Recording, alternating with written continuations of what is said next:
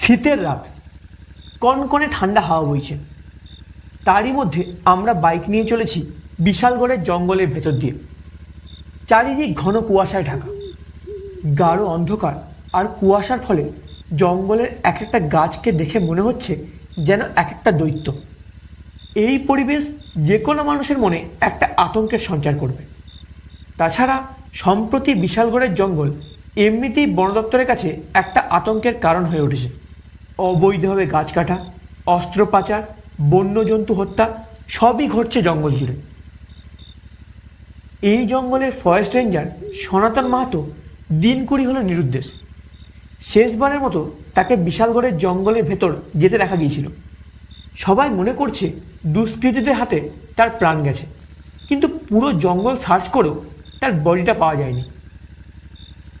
ওনার জায়গাতেই আমার বিশালপুর ফরেস্ট অফিসে ট্রান্সফার হয়ে আসা, তাই রোজ রাতের মতো আজও আমরা জঙ্গলে টহল দিতে বেরিয়েছি। আমার সঙ্গে রয়েছেন এই জঙ্গলেরই ফরেস্ট গার্ড বিকাশ মণ্ডল। আমরা এখন রয়েছি বিশালগড়ের জঙ্গলের পশ্চিম ভাগে। তা বিকাশবাবু, সনাতনবাবু শেষবার জঙ্গলের এই পশ্চিম দিকে এসেছিলেন, তাই না? হ্যাঁ স্যার, আমি তো সেরকমই শুনেছি। কেন, আপনি সেদিন ফরেস্ট অফিসে ছিলেন না? না স্যার, সেদিন আমার শরীরটা খুব খারাপ ছিল, আমি ফরেস্ট কোয়ার্টার থেকে বেরোতেই পারিনি। পরে শুনেছিলাম সনাতন স্যারের কাছে একটা ফোন কল এসেছিল, তারপরই তিনি হন্তদন্ত হয়ে জঙ্গলের পশ্চিম দিকে একাই তার বাইকটা নিয়ে চলে যান। সেই যে গেলেন আর ফিরলেন না, তবে বাইকটা জঙ্গলের একটা ঝোপের মধ্যে পড়েছিল। এই সব কথাবার্তার মধ্যেই আমি বাইকটা থামিয়ে জঙ্গলের চারপাশটা ভালো করে লক্ষ্য করছিলাম। এমন সময় চারিদিকের নিস্তব্ধতাকে ভেদ করে একটা ট্রাকের ইঞ্জিনের আওয়াজ আমাদের কানে এলো। একটু এদিক ওদিক তাকাতেই চোখে পড়ল জঙ্গলের আরও ভেতর দিক দিয়ে একটা ট্রাক এগিয়ে চলেছে। ঘন কুয়াশার কারণে পুরো ট্রাকটাকে পরিষ্কারভাবে দেখা যাচ্ছে না। ট্রাকটির দুটো জ্বলন্ত হেডলাইট দেখে অনুমান করলাম সেটি চলেছে সামনের হাইওয়ের দিকে।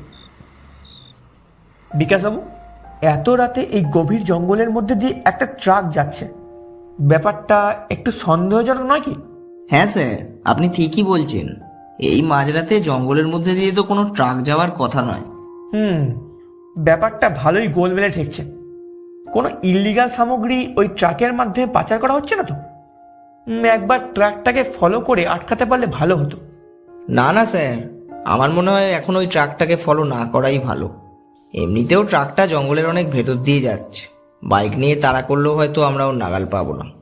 আর নাগাল পেলেও যদি ওটা সত্যিই দুষ্কৃতীদের ট্রাক হয়ে থাকে এবং সংখ্যায় যদি ওরা বেশি হয়, তাহলে আমরা দুজনে মিলে তা সামলাবো কিভাবে? কথাটা আপনি ঠিকই বলেছেন, এটা একটু বেশি ঝুঁকি নেওয়া হয়ে যাবে। তাহলে চলুন এখন অফিসে ফিরে যাই, পরে ফোর্স নিয়ে এসে জঙ্গলের আরো ভেতরে গিয়ে সার্চ করতে হবে। আমার কেন জানি না মনে হচ্ছে জঙ্গলের পশ্চিম দিকে ওই দুষ্কৃতীদের ঘাঁটি। পরের দিন অফিসের কাজ শেষ করে যখন বাড়ি যাওয়ার জন্য বাইকটা স্টার্ট করতে যাচ্ছি, তখন দেখলাম অফিসের গেটের সামনে মঙ্গলু দাঁড়িয়ে আছে। মঙ্গলু এই এলাকারই বাসিন্দা। হাইওয়ের ওপর ওর একটা খাওয়ার হোটেল আছে।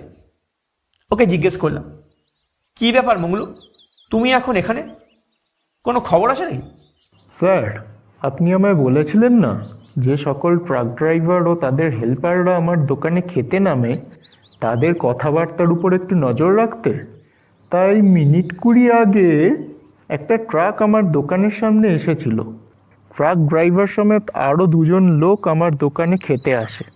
খেতে বসে তারা নিজেদের মধ্যেই কথাবার্তা বলছিল।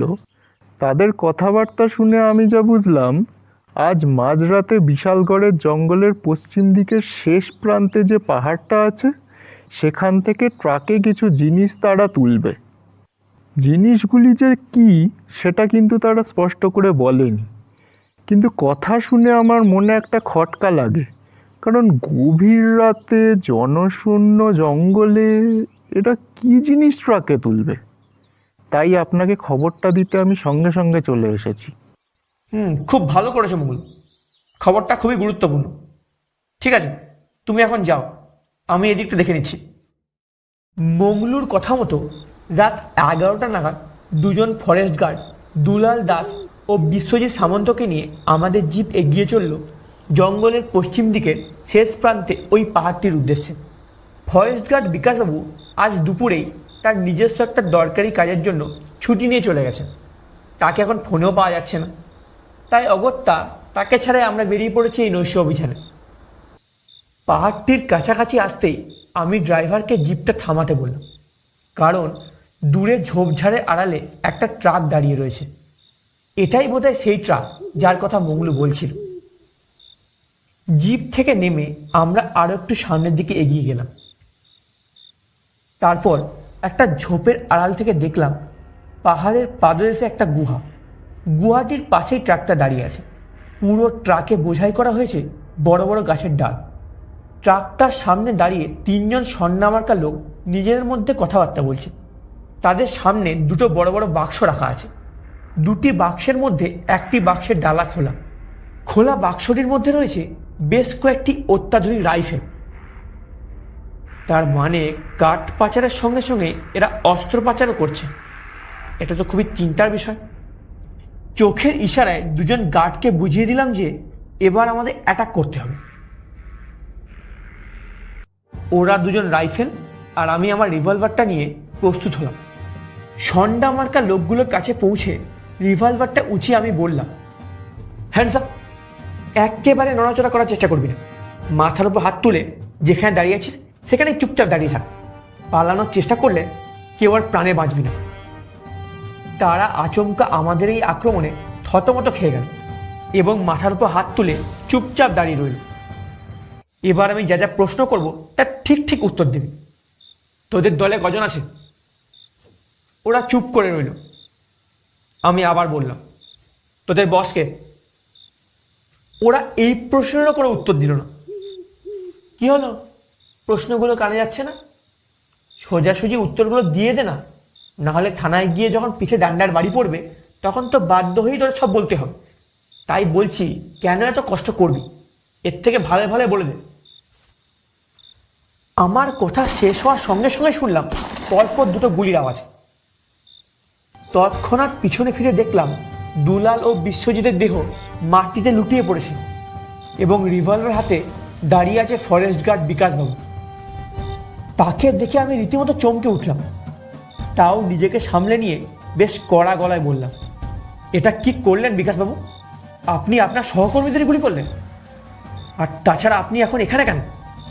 সরি স্যার, কিন্তু এই জায়গায় আজ পর্যন্ত যতজন অবাঞ্ছিত লোক এসেছে তারা কেউই জ্যান্ত ফেরত যায়নি। এর মানে কি? আপনি এতক্ষণ জিজ্ঞাসা করছিলেন না এই দলের বসকে? তাহলে শুনুন, এই পুরো দলের বস হলাম আমি, এই বিকাশ মণ্ডল। আর আপনি আমার আসল পরিচয়টা জেনে গেলেন, তাই আপনাকেও মরতে হবে। ও, তাহলে ফরেস্ট রেঞ্জার সনাতন মাহাতো নিখোঁজ হওয়ার পেছনেও আপনারই হাত ছিল? হ্যাঁ স্যার, উনি আমার ব্যাপারে সব কিছু জানতে পেরে গিয়েছিলেন, তাই ওনাকে আমার রাস্তা থেকে সরিয়ে ফেলতেই হলো। আর কোনো প্রশ্ন নয়, এবার আপনারও ওপরে যাওয়ার সময় হয়ে গেছে, তৈরি হন। এই বলে বিকাশ মণ্ডল আমার দিকে তার রিভলভারটা তুলে ধরল।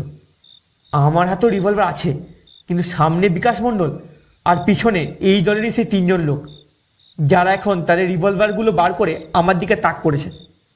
আমার আর বাঁচার উপায় নেই। ঠিক সেই মুহূর্তেই দেখলাম একটা লম্বা হাত হঠাৎই বিকাশ মণ্ডলের গলাটা টিপে ধরল। হাতটা ফরেস্ট গার্ড বিশ্বজিৎ সামন্ত, কিন্তু আমি স্পষ্ট দেখেছি রিভলভারের গুলি ওর মাথা এফোর ওফোর করে দিয়েছিল। বিশ্বজিতের বেঁচে থাকার কোনো প্রশ্নই ওঠে না। এবার ভালো করে ওর মুখের দিকে তাকাতেই লক্ষ্য করলাম সারা মুখ জুড়ে এক ভয়ঙ্কর আক্রোশের ছাপ ফুটে উঠেছে। চোখগুলো টকটকে লাল, শরীরের রং কেমন যেন ফ্যাকাশে হয়ে গেছে। কোনো জীবন্ত মানুষের শারীরিক অবস্থা এমন হতেই পারে না। ওকে দেখে আমার রীতিমতো ভয় করতে লাগলো। অবস্থা বেগতিক দেখে বিকাশের দলের লোকেরাও সবাই পালিয়েছে। বিশ্বজিতের হাতের চাপে বিকাশের প্রাণ বেরিয়ে যাওয়া জোগাড়। এবার বিশ্বজিৎ যে গলায় কথা বলে উঠল, এটা তো ওর গলা নয়, এটা কার গলা? এই বিকাশ, এখন কেমন লাগছে? আমাকে চিনতে পারছিস? আমি সনাতন মাহাতো। এই ফরেস্ট অফিসে আমি সবচেয়ে বেশি ভরসা তোর উপরেই করতাম, কিন্তু আমার ভরসার সুযোগ নিয়ে তুই এই জঙ্গলের মধ্যেই পাচার চক্র খুলে বসলি। আর আমি যখন সব জানতে পারলাম, তখন তুই আমাকে খুন করে এই জঙ্গলেই পুঁতে দিলি। আমার বড়িটা পর্যন্ত কেউ খুঁজে পেল না। তখন থেকে আমার আত্মা এই জঙ্গলেই ঘুরছে আর প্রতিশোধের আগুনে জ্বলছে। আর সেই সুযোগ এসেছে, তোর মুক্তি নেই। দেখলাম তীব্র কষ্টে হাত পা ছুটতে ছুটতে একসময় বিকাশ মণ্ডলের দেহ শিথিল হয়ে এলো। ওর দেহটিকে সনাতন মাহাতো মাটিতে ছুঁড়ে ফেলে দিল। তারপর আমার দিকে তাকিয়ে বলল, আপনি এই জঙ্গলের নতুন ফরেস্ট রেঞ্জার?